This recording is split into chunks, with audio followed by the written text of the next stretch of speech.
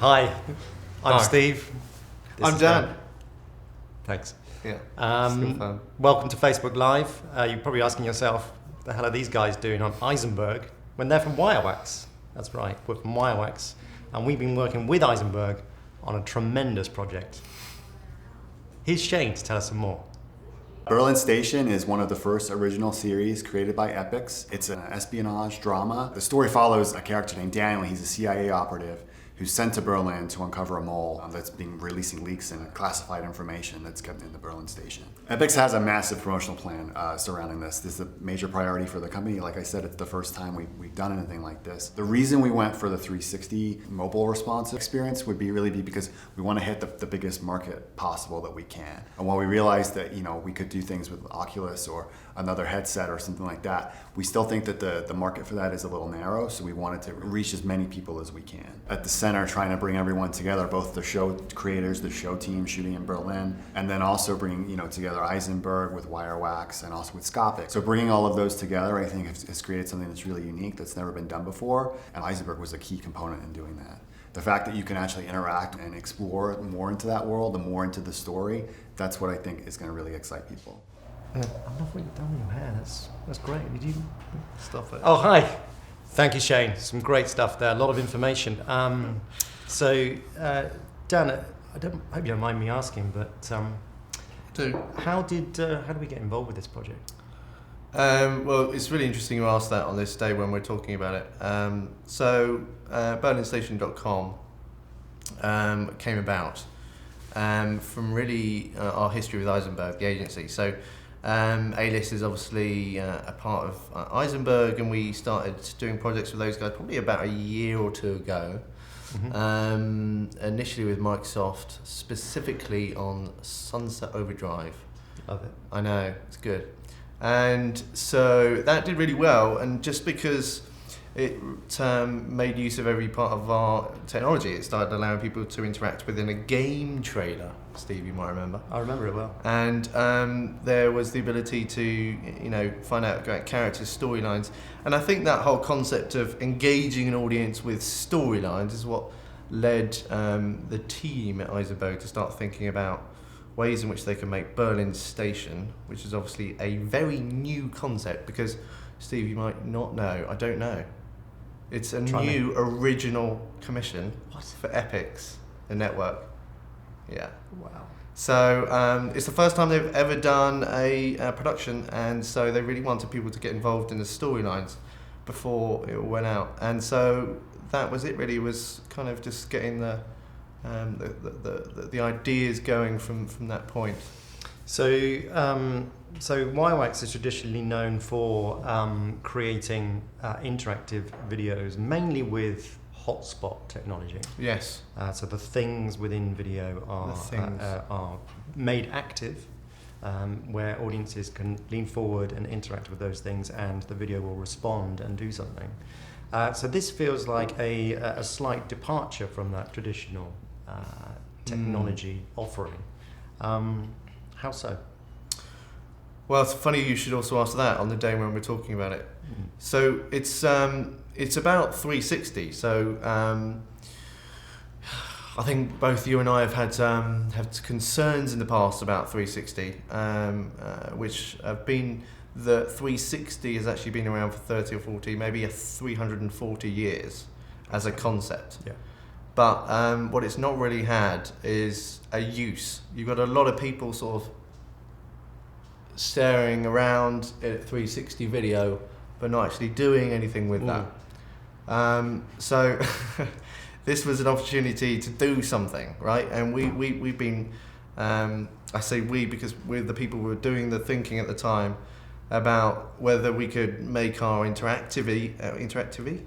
It's a new one. It's a new interactive version, and you could actually apply it to 360 experiences and provide some sort of purpose, I think. Yeah. Obviously, hotspotting, which we are known for, is really unique part of our hotspotting. Not just hotspotting itself, but the really unique part about it is it will track people and objects. Which, in this environment, is key. Why do you think it's key? So we talk about bringing real value and purpose to 360 video, and part of the challenge with 360 video, in my mind, and correct me if I'm wrong, is that it's a linear video. Mm-hmm. Of course, you can navigate, you can move around within the space, but you are expected to consume that from beginning to end. And there are no points traditionally with 360 video where you can branch off, maybe go into other rooms, maybe navigate to other stuff, explore other content. The idea of creating active touch points within the 3D space, within the 360 space, where people, objects, anything else within the frame can be active, so people can actually reach out and grab those, suddenly turns this linear user journey into a multi-layered narrative structure, which completely obliterates the traditional issue that is around 360 video, where you are forced to consume it in one linear form. Yeah. So for me, that felt like it was the natural progression for the technology, and something that, like you said, had to be in there to give it real value and purpose. Yeah. And I think the narrative use case here is important. Like the Shane at EPIX and the creative team at Ayzenberg use the technology to make a narrative. They want people to start to get to know the people, the characters, the storylines. And I think in a new show, which you've never had with an audience even heard about before, that's so important. You don't just, it's so boring just to do a scissor wheel. Everyone just does, oh, here's a trailer, and it's, oh, fast cut, explosion, boom, done, out soon. You know, it's boring, isn't it? I hear you. And so this was a way that people could look around the environment of like the safe house and start to see, like, look, what's that on the floor? You know, that's actually something you can interact with. Click or touch it, opens up. I start to find out that's a dossier of evidence. What does that mean? How does that piece together with another bit I've just seen? These are the things that start to tell a bit of a story that involve me as a viewer and don't ask much of me. I think that's another really key thing here. Yeah, and to that point, actually, one of the things that I love most about the experience is that how much you get to learn and experience, it really depends on where your viewport is. So if you are looking in one direction, you may miss something that's happening behind you. So next time you come back, you'll encourage to kind of spin around and maybe take a closer look at what else might be going on that maybe have some value. Yeah, and I was just reading actually, you know, about some of the press around this, the PR around this is going to be saying things about how it's not the goggles experience, right? As well, I think that's important to say as well for those of you at home who don't know. It's completely, you can use it on a desktop, on a mobile device, on an iPhone. It'll work exactly the same, and you don't have to download anything. So that's a big difference. You know, there's been a lot of VR excitement, a lot of VR experiences. If you've been to CES, you would have seen a billion of them, but they're all requiring you to stick this thing on your face and look something that you wouldn't want to say in a Facebook Live experience. Absolutely. So those, you know, this being such an accessible experience, you can use it on any device is really, really important. And that has been one of the, for us as a team, I think, been one of two technical challenges that we had to overcome with this project, and 360, interactive 360 generally. The first being, of course, mapping these interactive touch points into a spherical 3D space. So that's never been done before, including with the motion tracking, moving around all these different axes. And in addition to that, making sure that this experience is available to everybody, regardless of the device or the capacity in which they're viewing it. And we know how much everybody hates downloading apps, and so that was an absolute no-no from the start. And so we're already pushing the boundaries in terms of what the technology can achieve by forcing people to, or not forcing people to download an app, but actually create an experience where they can dip into this in their existing environment, on their devices, whatever device they're using, in any capacity without any limitation. Yeah. So, you know, I'd say just the combination, I suppose, of broadcast are doing, you know, an appetite for doing something that's so forward-thinking. I think EPIX have shown themselves to be very exciting in this area. Generally speaking, they just got lots going on with this sort of approach to entertainment. I think we were talking about this earlier, but like entertainment hasn't really transitioned a lot. You know, it's we haven't seen technology, creative, and entertainment merge in a very interesting way yet. And I think this is the very telling signs of that starting to change. And you know, we've been obviously working with broadcasters and entertainment brands, but you know, these are the things that people are starting to think from the outset. Could we do something different? We've always had our technology used in sort of retrospects. You know, let's make a trailer interactive that we made a few weeks ago. Mm-hmm. This is like, you know, let's get Ayzenberg together, let's get EPIX together, let's get us together, let's put together all of these pieces and come together. as well, of course. And Scopic putting together the whole shoot, and that really played a major part. Having a group of people on the same idea from the outset. Yeah, we love it when people think about interactive video in a new way, but also thinking about it from the outset rather than retrofitting existing content. And so this has been tick box in many ways for us. It's been an exciting project. Yeah, and it's been no small feat. I think the bits of this project that are hard are that, you know, you're dealing with completely uncharted territory.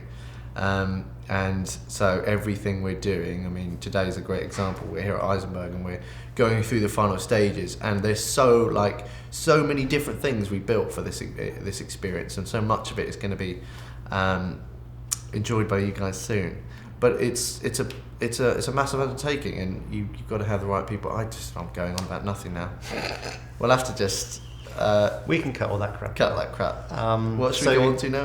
I was going to ask, so what is your so the EPIX 360 experience is sometimes like going down a rabbit hole. There's a lot of stuff going on with rabbits. What is your favourite part of the experience? What is the bit that really turned you on? Stuff it. So I'll tell you actually, at a very high level, there's obviously, you know, there are individual things I pick up, but at a very high level, I like the fact that there's transitions between everything that feel filmic, right? It feels like a cinematic experience. Cinematic's a much better word. You can like interact with the map. You go through a transition of like short cuts of like making you sort of absorb yourself in this new setting, and then suddenly you're in a plaza, and this plaza is like a kind of place you recognise, and you start looking around and you start thinking, oh, okay, I'm in this environment now. And then there's like a woman who walks past, and guess what? There's a hotspot following that woman. You start to pay a bit more attention to her because the guys at Scopic knew she was important. They started positioning her, so your eye is taken immediately. All of these delicate little intricate parts of the experience mean that as a viewer, you don't necessarily know it, and that's the best case example, isn't it? When you don't know the level of effort that's gone into it, and it's all working together. And you know, as a viewer, I start following this woman, I interact with her, and I find out who she is. She's a very key character.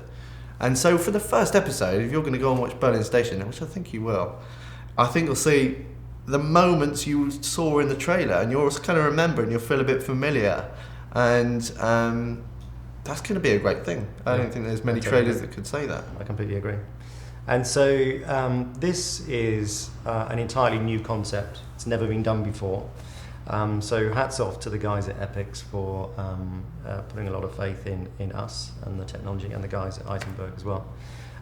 Who else do you see using this type of experience for this type of marketing tool or marketing asset? Yeah, I think 360 has got a lot of tiny little legs, and I think that we'll see, probably, my opinion is we'll see very much diversification of its use case. I think shoppable video will actually have a little bit of use case here. We started obviously hearing a little bit about that from our clients, you know, interacting in fashion and environments around you. I think its core use case in storytelling is definitely, you know, something that Ayzenberg and we are already talking about other ways we can do this, even with EPIX as well. I mean, we've already come up with new ideas from this. So I think it's loyal, sort of helping viewers engage with messages, and that's what it's all about. So it comes down to helping engage in messages in a short amount of time is what it can really do. What about you? No one's interested in what I think. I think I'd agree with that. Answered. Thank you. I think you've answered everything there. But so guys at home can actually go to berlinstation.com today. I know, it's pretty good. Come on. No, what? Genuinely. Oh, you God. can. We can. We everyone will. can. So. Yeah. So go to berlin.station, that's not it, berlinstation.com, and take a look right now. And thank you for being part of this nonsensical conversation. Yeah, it's been pretty nonsensical.